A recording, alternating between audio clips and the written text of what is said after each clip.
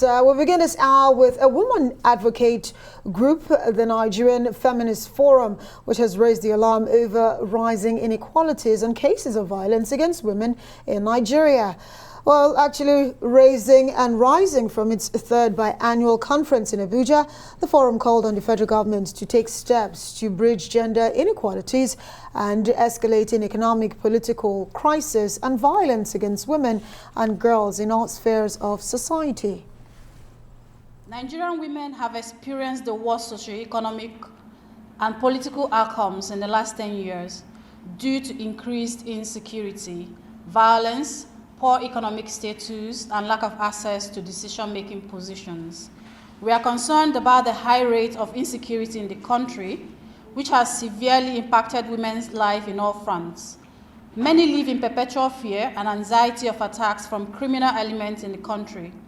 Women's sources of livelihood have been crippled as they are unable to go to farms or embark on business journeys.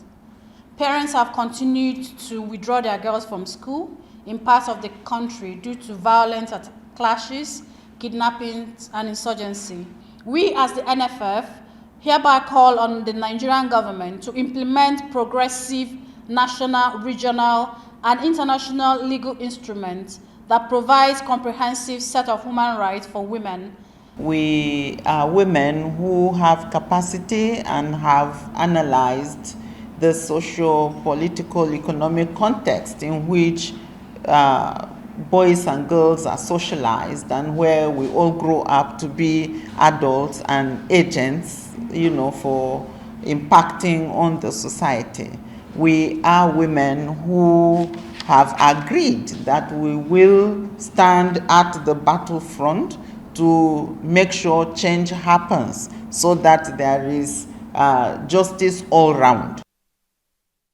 And to take a look at this issue of women exclusion in politics in Nigeria is a former presidential aspirant on the Social Democratic Party and a member of the steering committee of the Nigerian Feminist Forum, Dorothy Nuhu Akenova. Well, Dorothy, thank you so much for being here. I feel like you're the right person we should be having this conversation with because you are a female.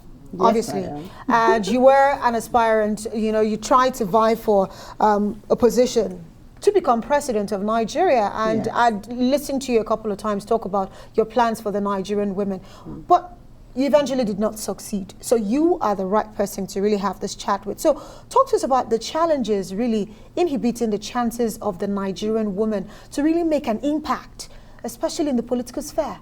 I think that, first of all, the environment is not conducive in the sense that people have been socialized to think that the apex of leadership must be occupied by men.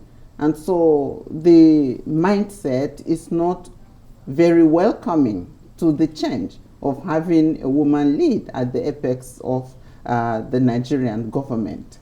And then we don't have adequate resources to make the kind of impression that most men could make. Many parties want to see a candidate that has the capacity, that is naira capacity, to fuel campaign. And especially for this period, the campaign period is longer than it's been since democracy started. So parties are interested more in candidates that can finance to a great extent the campaign that is ensuing. And women don't have that kind of opportunity. We are the face of poverty, and we don't have the financial capacity to compete at that level with men. Because from childhood, we are not brought up and socialized to amass wealth. And women who do that are actually labeled and targeted.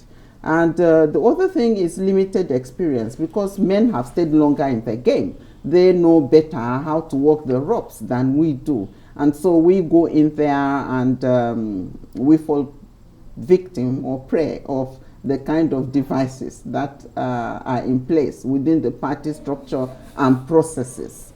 Some observers will say, women, you are the architects of your own situation, because when you look at less than a century ago, we had the likes of Seydou Sambwa Gambo, for example, in the North, who championed, women's rights in northern Nigeria with all the harsh cultural and religious surroundings. You had in the southwest the like of Fumilayo Ransom Kuti, and of course in the southeast or south-south you had Margaret Ekpo. So why is the modern day Nigerian woman with all the accoutrement of modernity not able to take the bulls by the horns? Yes, money play a lot in party politics, but you got the number. How are you taking your campaigns to the people that really matter?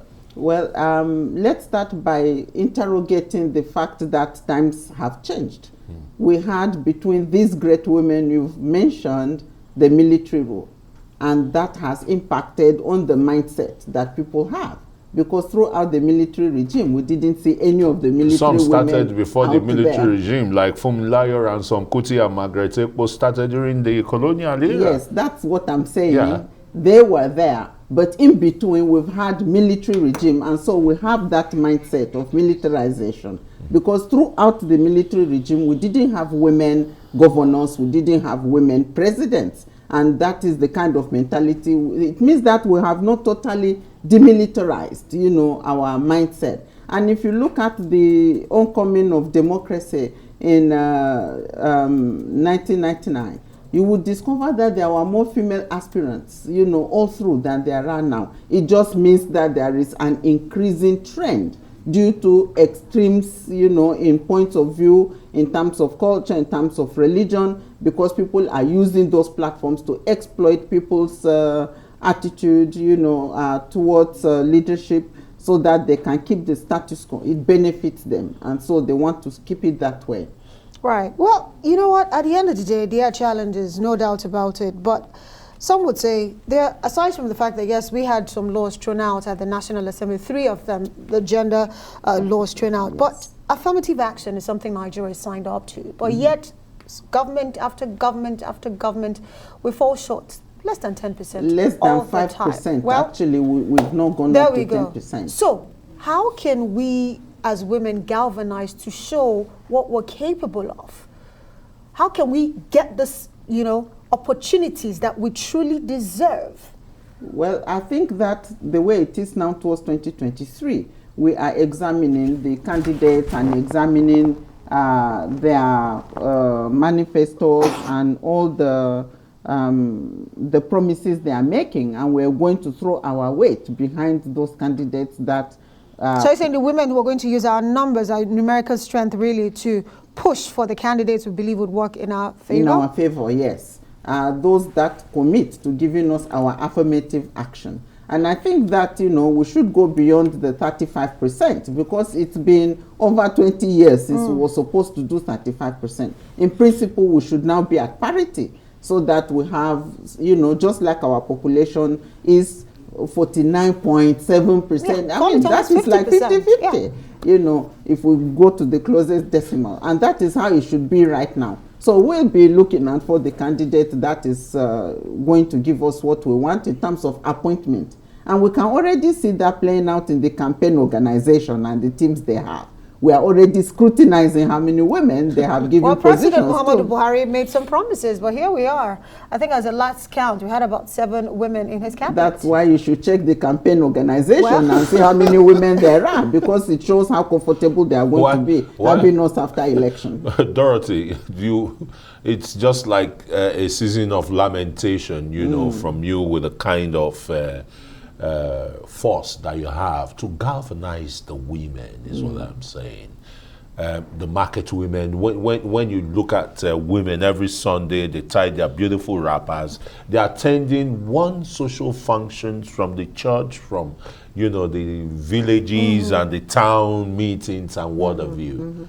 Why are you not using that as a vehicle for reorientation and enlightenment, and say we can do it and we can get there? Yes, we are using that, but as you know, change in behavior is usually slow. Yeah. So we are fueling, maximally to make sure. A lot of you still see the men as the soldiers in the house, is it? That's And how we are outside. socialized, unfortunately.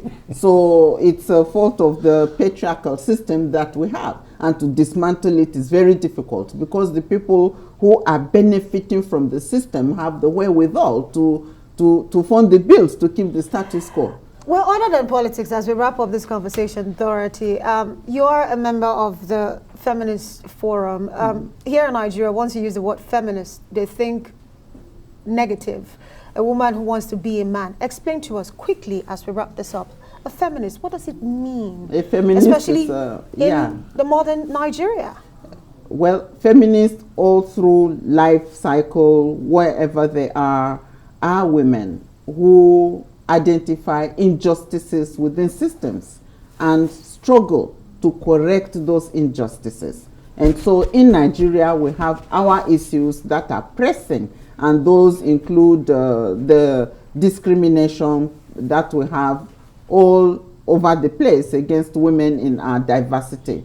And of course, we are looking at how youth are also marginalized, and we're working towards ensuring that women's rights are recognized, as well as all human rights are guaranteed in Nigeria, especially where it has to do with insecurity, the environmental injustice. If we take cognizance of what happened during the flooding and how many women suffered as a result, and children, and if we look at the gender-based violence, and this is the week for the 16 days activism, trying to kick out violence against women. All those are issues that burn in the hearts of feminists. It is wrong to think that we have come to fight men. We have husbands, we have sons, we have uncles and fathers, and we love them so dearly that we don't want them to go extinct. So it is not a battle of confrontation. It's just a struggle for that space. Let us be able parity. to give our own quota to the society. Absolutely. Dorothy Nuhu Akenova, thank you so much for joining us very tonight much for on having the me. program. Thank you. Thank you.